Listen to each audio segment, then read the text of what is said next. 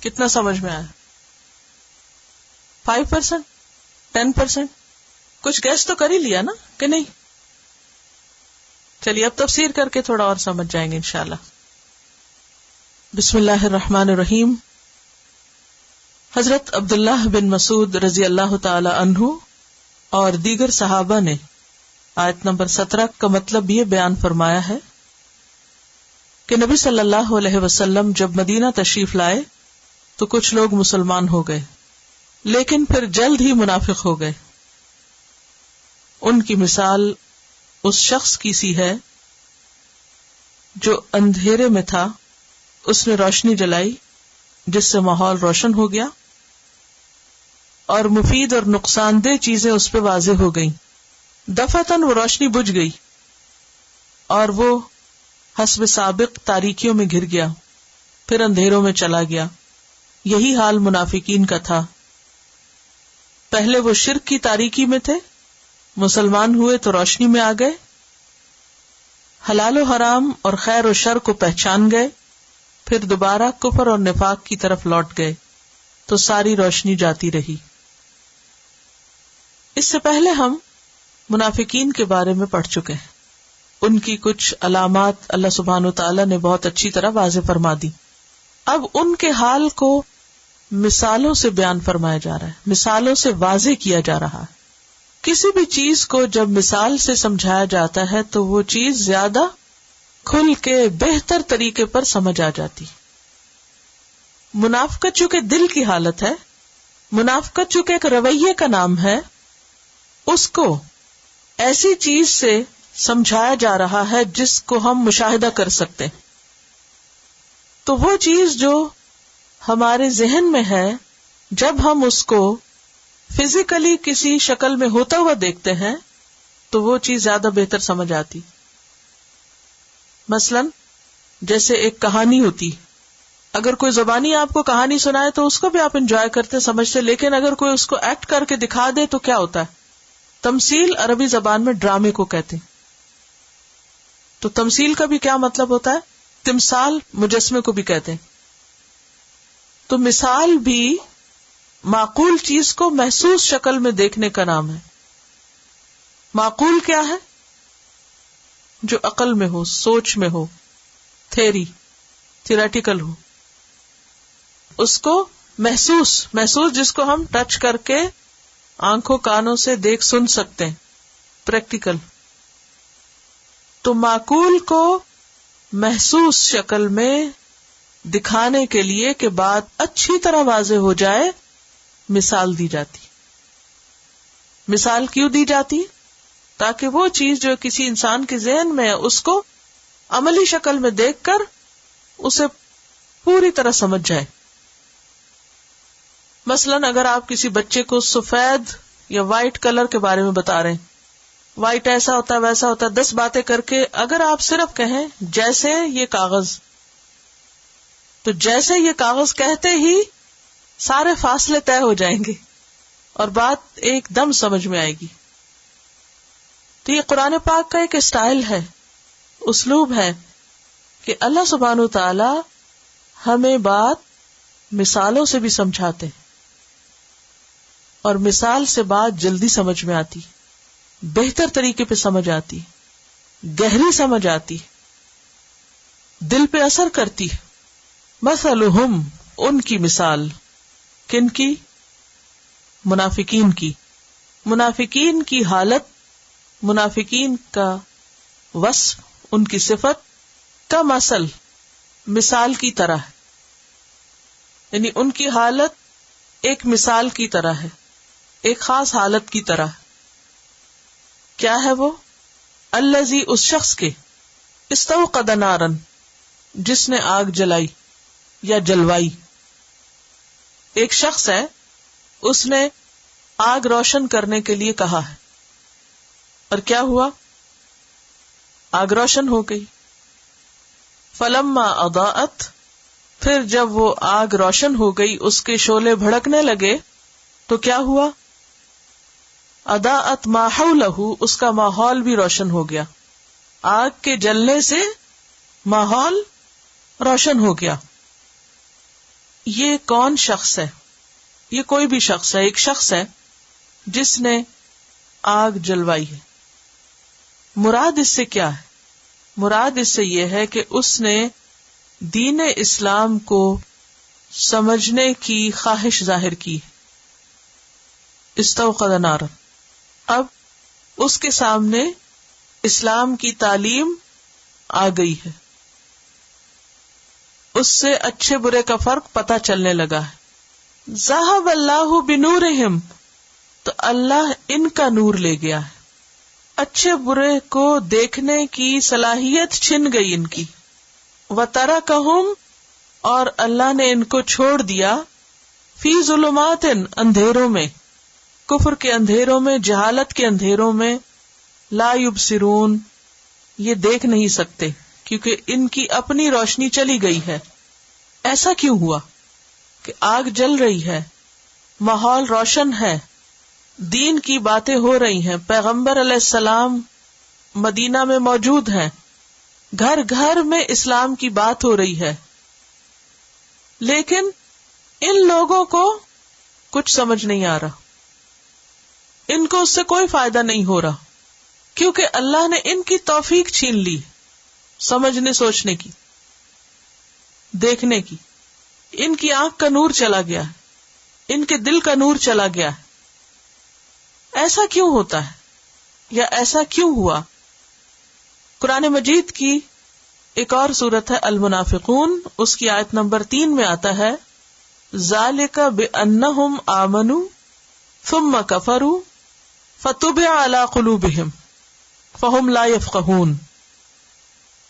یہ اس وجہ سے ہوا کہ وہ ایمان لائے، پھر انہوں نے کفر کیا تو اللہ نے ان کے دلوں پہ مہر لگا دی، لہذا وہ سمجھ نہیں سکتے. کوئی بھی انسان جب حق کو دیکھ لیتا ہے، پہچان لیتا ہے، حق اس کی سمجھ میں آتا ہے، لیکن وہ دنیا کی محبت میں اتنا ڈوبا ہوا ہے یا وہ حق کو اپنی شان سے کمتر سمجھتا ہے اور اسے ریجیکٹ کر دیتا ہے، تو اللہ سبحانہ وتعالی اس سے ہدایت کی توفیق چھین لیتا ہے. قرآن پاک کی ایک اور آیت ہے سورۃ الصف، اللہ سبحانہ وتعالی فرماتے فَلَمَّا زَاغُوا أَزَاغَ اللَّهُ قُلُوبَهُمْ، جب وہ ٹیڑھے ہوئے تو اللہ نے ان کے دل ٹیڑھے کر دیے. جب وہ بگڑے، انہوں نے حق میں مین میخ نکالی تو اللہ نے ان سے حق قبول کرنے کی صلاحیت چھین لی. بعض اوقات ایسا ہوتا ہے نا، اس کو ایک مثال سے سمجھیے کہ آپ بہت محنت کر کے ایک کھانا بناتے ہیں، پکا کے ٹرے لگا کے بچے کے سامنے رکھتے ہیں، اچھا یہ کھا لو. وہ منہ بناتا ہے، نقص نکالتا ہے، اس کی شکل ایسی ہے، آپ نے یہ کیوں ڈالا اس میں، وہ کیا ہوا، یہ کیا ہوا. آپ کیا کرتے ہیں؟ ٹرے اٹھا لیتے ہیں. کیوں؟ تم نے قدر ہی نہیں کی. اللہ سبحانہ وتعالی نے اتنے اہتمام کے ساتھ دین کی نعمت اتاری اور وہ اس میں مین میخ نکال رہے ہیں، حجت بازی کر رہے ہیں. کیونکہ جب ان سے کہا جائے کہ ایمان لاؤ تو وہ کیا کہتے ہیں؟ انؤمن کما آمن السفہاء، ہم بھی بے وقوفوں کی طرح ہو جائیں. تو نتیجہ کیا ہوتا ہے؟ جب کوئی اللہ کے دوستوں کو برا بھلا کہتا ہے تو پھر اللہ تعالی بطور سزا اس کے اندر سے وہ صلاحیت چھین لیتے ہیں.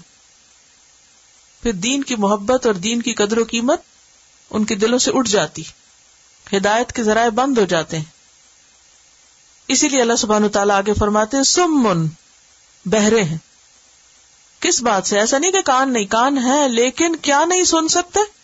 حق بات سننا نہیں چاہتے، حق ان کو سمجھ نہیں آتا، حق سے بہرے. بکمن، گنگے ہیں، حق بات کہہ نہیں سکتے. امیون، اندھے، حق دکھائی نہیں دیتا. فہم لا یرجعون، لہذا وہ نہیں لوٹیں گے، پھر وہ نہیں لوٹیں گے، وہ نہیں پلٹیں گے. کس چیز کی طرف نہیں پلٹیں گے؟ ہدایت کی طرف، حق کی طرف، سیدھے راستے کی طرف. کیوں؟ اس لیے کہ وہ سمجھتے ہیں کہ وہ جو کچھ کر رہے ہیں بہت اچھا ہے. کیا؟ کہ اوپر سے مسلمان بنے ہوئے ہیں اور اندر سے دھوکہ دے رہے ہیں، دونوں طرف کے فائدے اٹھا رہے ہیں. وہ سمجھتے ہیں ہم سب سے زیادہ اسمارٹ لوگ ہیں, سب سے عقل مند ہیں, اور یہ بے وقوف ہیں جو قربانیاں کر کے نقصان اٹھا رہے ہیں. ایسے لوگوں کو اللہ ہدایت نہیں دیتا, ان سے ہدایت کی توفیق چھین لیتا ہے. اور جب ایک دفعہ نہیں کئی دفعہ ایسا ہوتا ہے تو پھر اللہ سبحانہ تعالیٰ اپنے دین کو مذاق نہیں بننے دیتا, ایسے لوگوں کو بطور سزا ہدایت سے محروم کر دیتا ہے. سمن بکمن امیون, ایسا لگتا ہے جیسے ایک کے بعد ایک دروازہ بند ہدایت کے سارے ذریعے, کیونکہ ہدایت انسان کو ملتی ہے یا تو حق بات سن کے, یا حق کو پڑھ کے, دیکھ کے, اللہ کی نشانیاں دیکھ کے. لیکن جب کوئی شخص کانوں میں بھی انگلیاں دے دے اور آنکھیں بھی بند کر لے تو پھر کہاں سے ہدایت آئے گی؟ نہ کوئی سنے, نہ سمجھے, نہ دیکھے, نہ پڑھے, نہ جانے, ہدایت کہاں سے مل سکتی؟ ایسے لوگوں پر پھر سیدھا راستہ, ہدایت کا راستہ, حق کا راستہ بند ہو جاتا ہے. ان دو آیات میں منافقین کے ایک گروہ کی حالت کو مثال سے سمجھایا جا رہا ہے. اس سے ہمیں چند ایک باتیں سمجھ میں آ رہی ہیں. نمبر 1 کہ ہدایت اس وقت ملتی ہے جب انسان سچی طلب رکھتا ہے. ہدایت کے مواقع موجود ہیں, قرآن مجید موجود ہے, پیغمبر کی سیرت موجود ہے, لیکن جب تک انسان خود آنکھ نہ کھولے اور خود حق کو دیکھنا نہ چاہے, جب تک انسان کی اپنی چاہت نہ ہو, تو اللہ ہدایت نہیں دیتا. ہدایت کسی انسان کو صرف اس وقت ملتی ہے جب وہ اس کی خود طلب کرتا ہے, خود مانگتا ہے, خود چاہتا ہے, خواہش رکھتا ہے.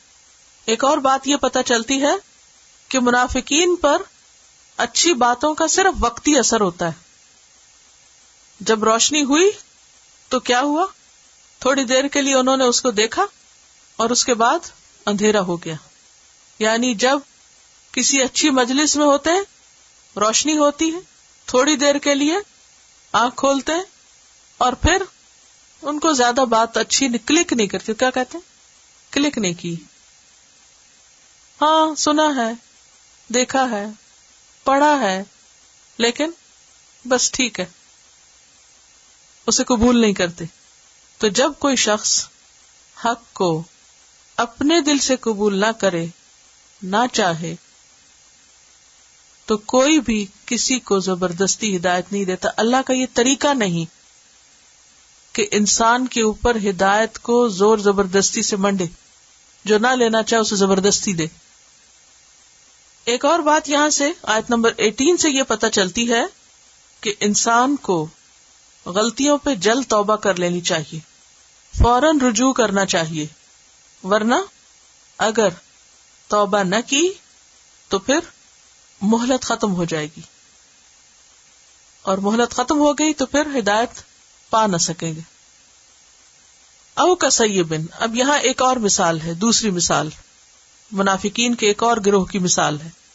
او یا کسیبن, ان کی مثال زوردار بارش کی سی ہے. ان کا حال ایسا ہے کہ جیسے زوردار بارش ہو. سیب کہتے ہیں رین سٹارم کو. کیا ہوتا ہے؟ رین سٹارم.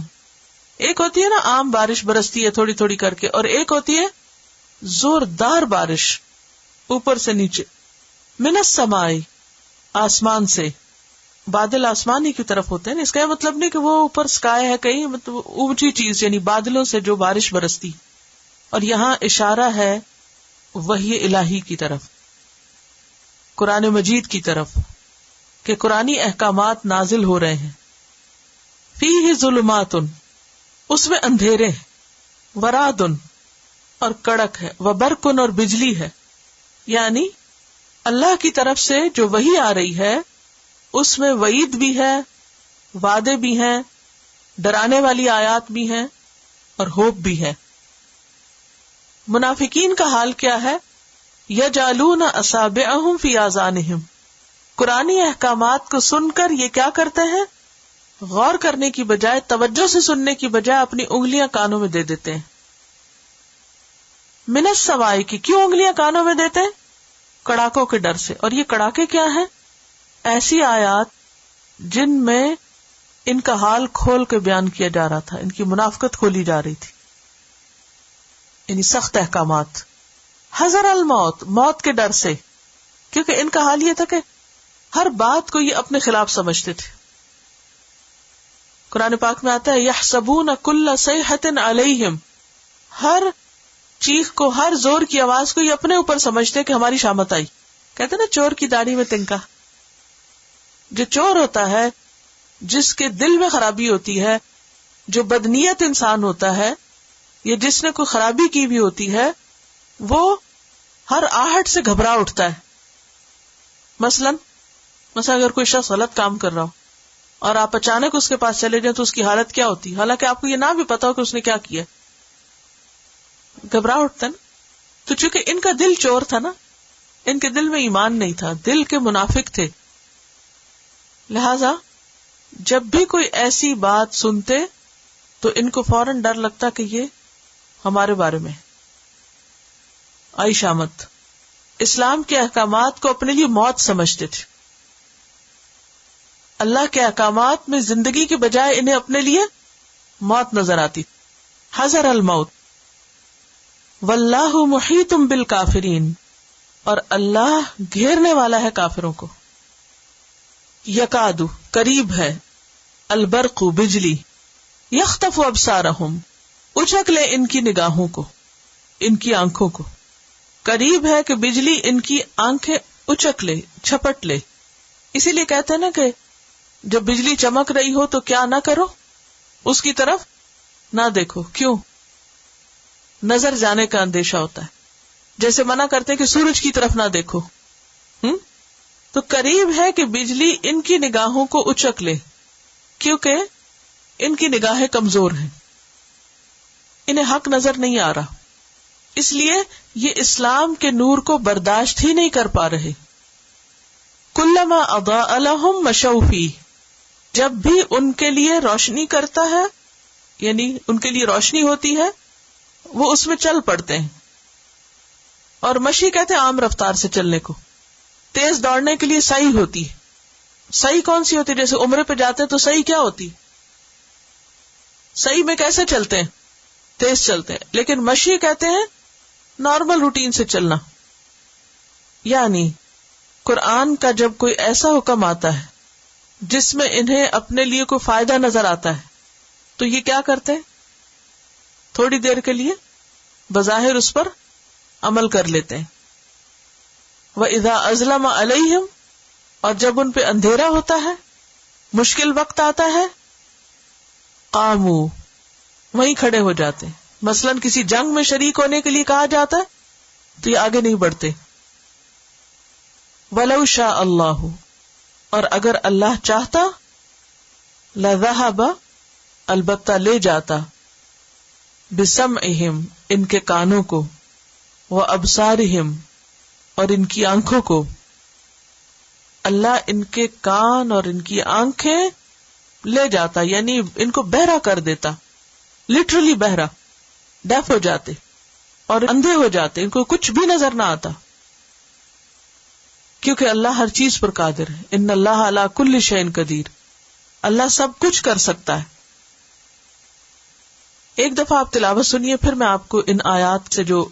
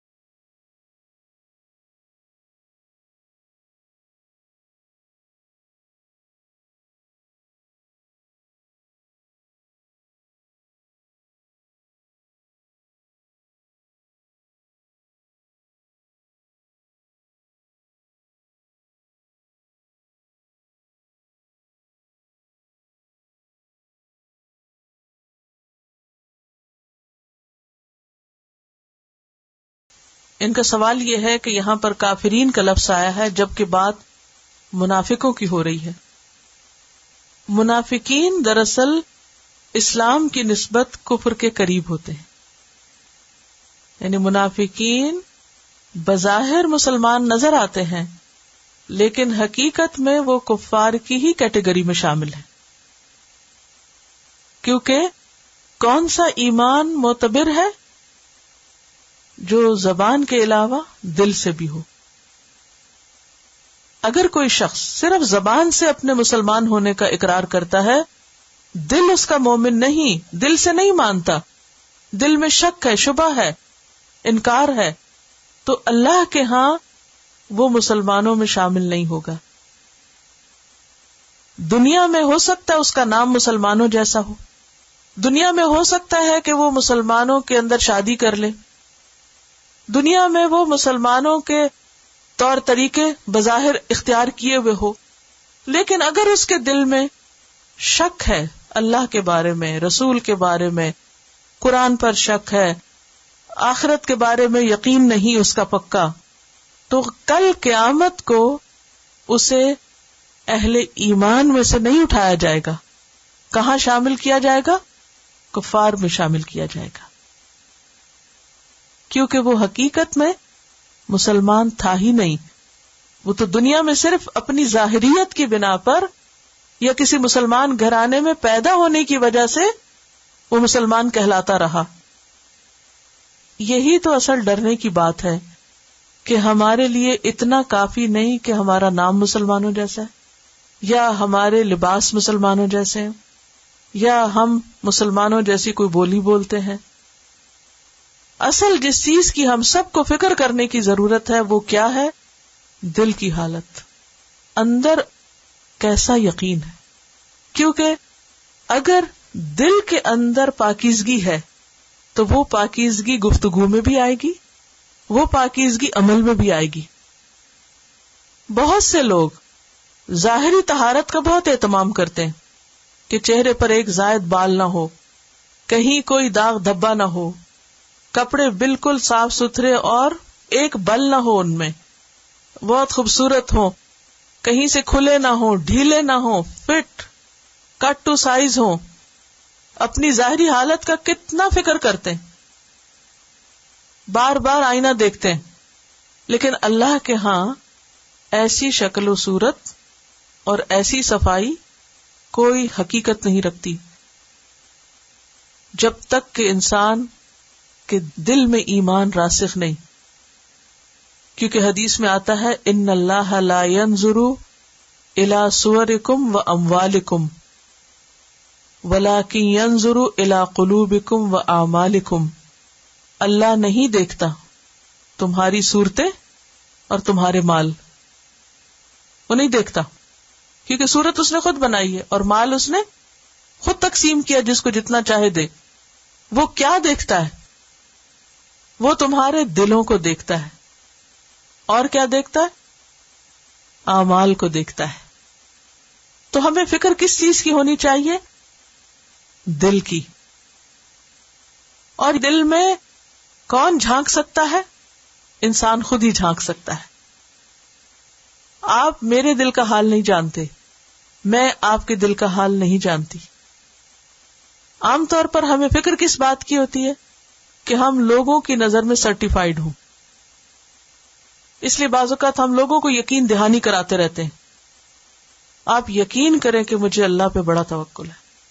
آپ بلیو می، ہم کتنی دفعہ یہ بات کیوں کرتے ہیں؟ بلیو می، میں نے بہت ہی صدقہ کیا ہے. بلیو می، سارے دعائیں پڑھ چکی ہوں. آپ یقین کریں کہ میں نے ایسا اور ایسا کر لیا ہے. لیکن ہمیں آخر لوگوں کے یقین کی اتنی کیوں فکر ہے کہ لوگ ہی ہم پر یقین کر لیں؟ فکر کس چیز کی ہونی چاہیے؟ خود اپنے آپ کو دیکھیں کہ ہم کتنے سچے، اور اللہ سبحانہ وتعالی ہمارے بارے میں کیا رائے رکھتے ہیں، اس کی نظر میں ہم کیا ہیں.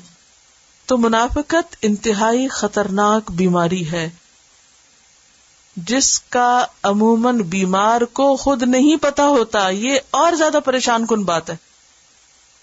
منافقت میں سب سے خطرناک چیز کیا ہے؟ خود پتہ نہ ہونا، شعور کا نہ ہونا کہ ہم میں کوئی غلطی ہے. منافق کو اپنی غلطیاں نظر نہیں آتی. ایک دعا ہے کہ اللہم اجعلنی فی عینی صغیرا وفی اعین الناس کبیرا، اے اللہ مجھے میری نگاہوں میں چھوٹا کر دے اور لوگوں کی نگاہوں میں بڑا کر دے.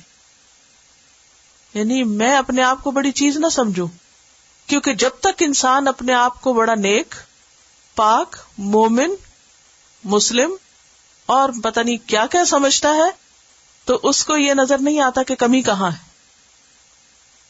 تو ضرورت کس چیز کی؟ ہم سب کو اپنی کمیاں دیکھنے کی. ہم سب کو کیا دیکھنا ہے؟ اپنی غلطیاں، اپنی کوتاہیاں. تو یہاں اس مثال کو دوبارہ دیکھیے تاکہ بات پوری طرح واضح ہو جائے. مثلہم کمثل الذی استوقد نارا. اچھا ایک اور چیز آپ ذرا غور کیجئے، یہاں الذی آیا ہے، ایک شخص کی بات ہو رہی ہے، استوقد بھی ایک شخص کی بات ہو رہی ہے، ما حولہ بھی ایک شخص کی بات ہو رہی ہے، اس کا ماحول. اور پھر یکا یک ایک ہی آیت میں آتا ہے بنورہم وترکہم لا یبصرون، جمع کی بات ہو گئی.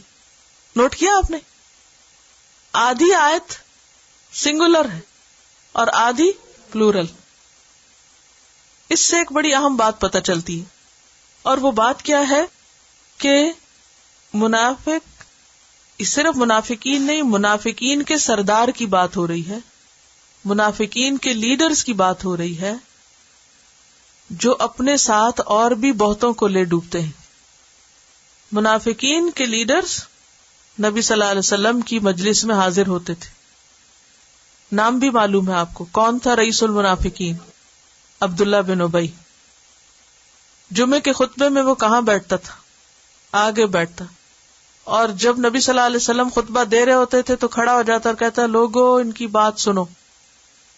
حالانکہ he didn't mean it، اس کے دل میں نہیں ہوتی تھی بات، اور بظاہر وہ ایسے نظر آتا تھا جیسے سب سے زیادہ آپ کا خیر خواہ ہے اور آپ کا بہت ہی ہمدرد ہے، لیکن آپ کی پیٹھ پیچھے آپ کی برائیاں کرتا، مذاق اڑاتا، بعض اوقات بہت غلط قسم کی زبان استعمال کرتا. لیکن عبداللہ بن ابی کا اپنا بیٹا کون تھا؟ سچا مومن تھا، اس کا نام بھی عبداللہ تھا، وہ سچا مومن تھا. اب یہ ہے کہ یہ منافق عبداللہ بن ابی جو منافقوں کا سردار تھا، نبی صلی اللہ علیہ وسلم کے مدینہ آنے سے پہلے اس کو بادشاہ بنانے کی تیاریاں کی جا رہی تھی. مدینہ والوں کے دو بڑے قبیلے تھے، اوس اور خزرج. ان میں بہت عرصے سے جنگ تھی، بہت لڑائیاں تھی. تو آپ کی ہجرت سے کچھ ہی عرصہ پہلے ان کے درمیان کچھ اتفاق ہوا اور سب نے مل کر ایک بات پہ اتفاق کیا کہ ہم اب اپنا ایک لیڈر چنتے ہیں. اور انہوں نے اتفاق سے عبداللہ بن ابی کو بہت لمبا اونچا اور بہت زبردست جسم، صورت، شکل اور ٹیلنٹ کا مالک تھا، مالدار بھی تھا. تو انہوں نے کہا کہ یہ شخص لیڈر بہت اچھا رہے گا. اس کے لیے تاج بھی تیار کر لیا گیا، ساری تیاریاں مکمل ہوئی. اتنے میں نبی صلی اللہ علیہ وسلم ہجرت کر کے آگے، سب لوگ اس کو بھول گئے اور آپ کے پیچھے آ گئے. اب وہ انتہائی جیلس ہو گیا، بہت غضبناک ہوا. جب جنگ بدر ہوئی تو دیکھا کہ مسلمان تو بڑی زبردست کامیابی حاصل کر چکے ہیں، تو خیر اسی میں ہے کہ مسلمان ہو جاؤ، چلو دیکھتے ہیں اسلام کیا کہتا ہے. تو وہ اور اس کے کچھ ساتھی کچھ دیر کے لیے انہوں نے دین کو جانا، معلوم کیا. استوقد نارن، اور نار سے مراد یہاں علم اور ہدایت ہے، یعنی علم اور ہدایت کی بات سنی، اس سے انہیں اچھا برا پتہ بھی چل گیا. فلما اضاءت ما حولہ، لیکن چونکہ نیت خراب تھی. نیت خراب تھی. نیت کیا تھی مسلمان ہونے کے پیچھے؟ کہ یہ جو جنگ بدر میں ان کو مال ہاتھ آیا ہے وہ کچھ ہمیں بھی مل جائے، اور آئندہ ان کو جو کامیابیاں حاصل ہوں گی اس میں سے کچھ ہمیں بھی فائدہ ہو جائے. وہ دنیاوی مفاد کے لیے، دنیا حاصل کرنے کے لیے مسلمان ہونا چاہ رہے تھے. تو جب نیت ٹھیک نہیں ہوتی تو اللہ سبحانہ وتعالی ہر بندے کو اجر یا دنیا میں بھی دین کا حصہ کتنا دیتے؟ کیسا دیتے ہیں؟ جیسی کسی کی نیت ہوتی. ایک ہی مجلس میں سب لوگ آ کے بیٹھتے ہیں لیکن ہر شخص اپنی نیت کے مطابق جھولی بھر کے اٹھتا ہے. جو جس دل، جس شوق، جس جذبے سے جو لینے آتا ہے وہی لے کے جاتا ہے. اب دیکھیے جیسے آپ بازار میں جاتے ہیں، مال بھرا ہوتا ہے نا، کتنا کچھ ہوتا ہے. آپ چلتے جائیں اور رنگ رنگ کی چیزیں، آپ کیا لے کے نکلتے ہیں وہاں سے؟ جب آتے ہیں نا کاؤنٹر پہ، لائن میں کھڑے ہوتے ہیں کیو میں، تو آپ کبھی نظر ڈالے تو ہر ایک کی ٹوکری الگ الگ ہوتی ہے. کچھ لوگوں کی کیریز ہوتی ہیں وہ بھری لدی بھی ہوتی ہیں، اور کچھ لوگ ایک دو چیز اٹھا کے کھڑے ہوتے ہیں، ایکسپریس لائن سے نکلتے ہیں.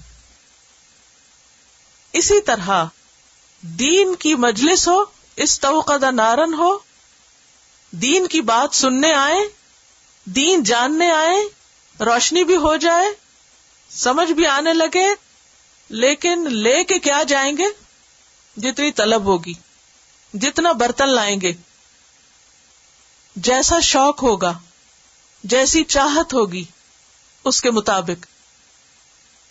یہاں ان کا یہی حال بیان ہو رہا ہے. دوبارہ مثال پڑھیے.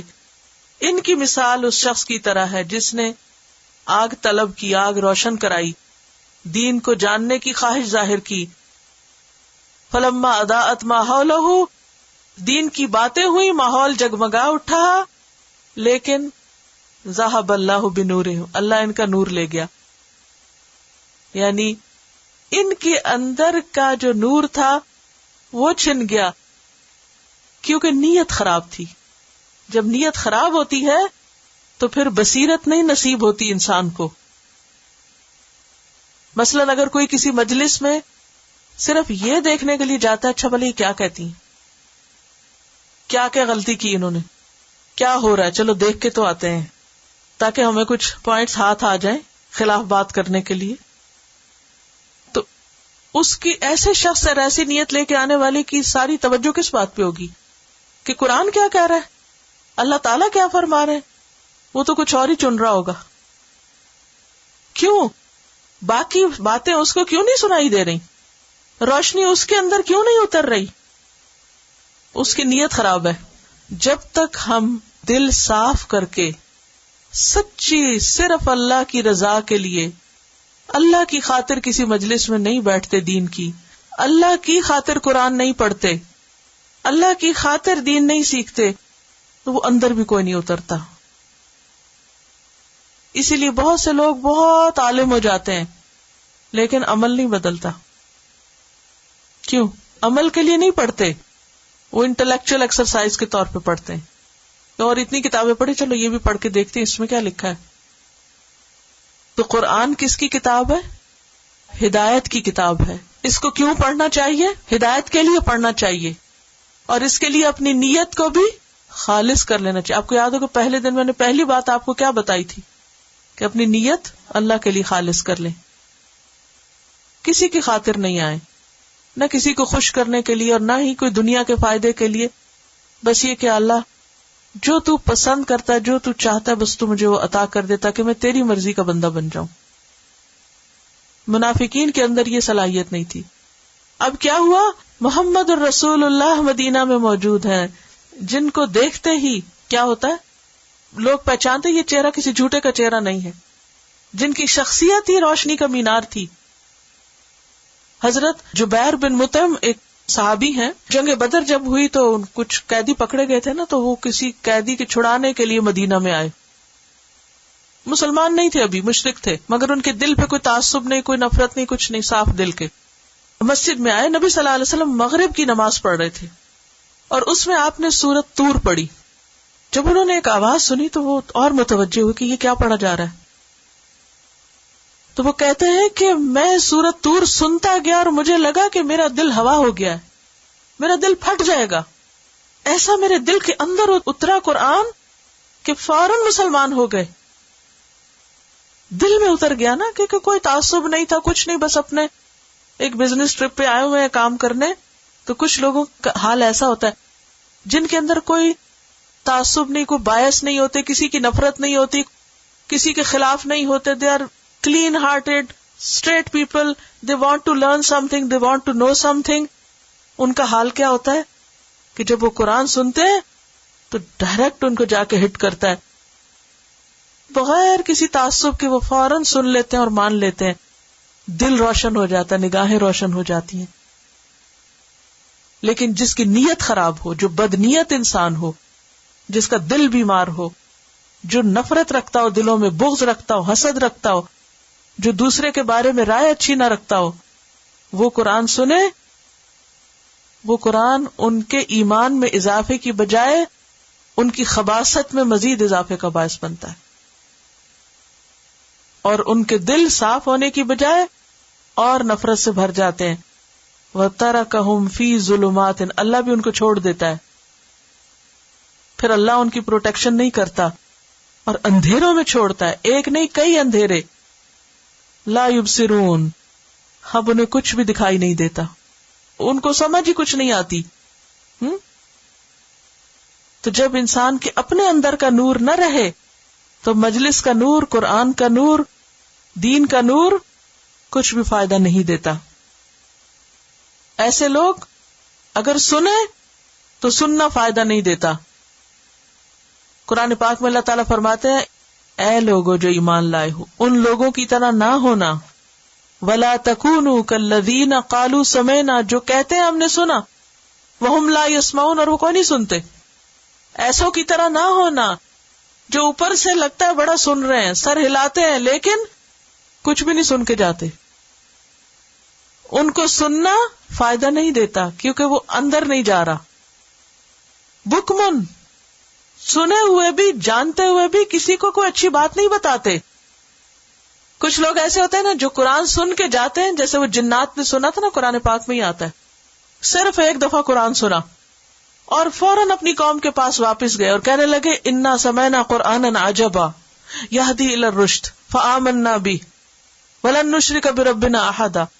صرف ونس, ایک دفعہ قرآن سن کے کہا کہ ہم نے قرآن سنا ہے جو ہدایت کی تعلیم دیتا ہے, ہم اپنے رب پر ایمان لیا, ہم بالکل شرک نہیں کریں گے, ہم نے چھوڑ دیا سب خرابی. ایک دفعہ کا سننا کافی تھا ان کے لیے ایمان لانے کے لیے. آج بھی کئی ایسے لوگ ہیں, پہلی دفعہ میں قرآن پڑھتے ہیں, دیکھتے ہیں, سنتے ہیں, اسی وقت ایمان لے آتے ہیں.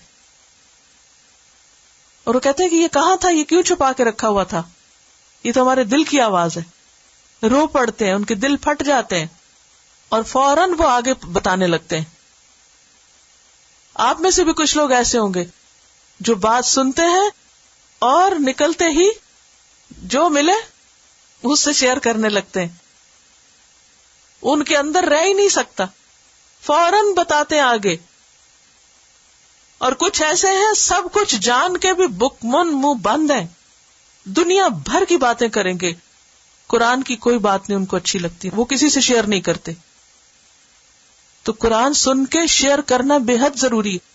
کسی سے خواہ فون پہ بات کریں, خواہ کسی سے گاڑی میں بات کریں, کہیں نہ کہیں. تو یہاں منافقین کا حال بتایا جا رہا ہے کہ وہ خیر کی بات آگے نہیں کرتے, بکمن, گنگے ہیں. ہم اپنا جائزہ لیں, کہیں ایسا تو نہیں کہ ہم کوئی کپڑوں کی بات کریں تو ہماری باتیں ختم نہ ہو, کوئی زیور کی بات کرے تو اینڈ لیس ٹاک, کوئی اور دنیا کے بزنس کی بات کرے تو ہماری باتیں کہیں اینڈ ہی نہیں ہوتی. اور خصوصاً خواتین تو کتنا بولتی, گھنٹوں بولے چلے جاتی ہیں, لیکن جو ہی دین کی بات ہوتی ہے تو لگتا آتا ہی کچھ نہیں. کوشش کر کے بولا کریں, یہ نہیں کہ سوار ہو جائے لوگوں کے سر پہ, لیکن دل سے بات کیا کریں. جیسے دل سے باتیں کرتے ہیں, جو دل کو لگی ہوتی ہے نا, وہ بہت پیار سے بات ہوتی ہے دوسرے سے, کیونکہ وہ دل ہوتا ہے نا کہ کوئی سن لے ہماری.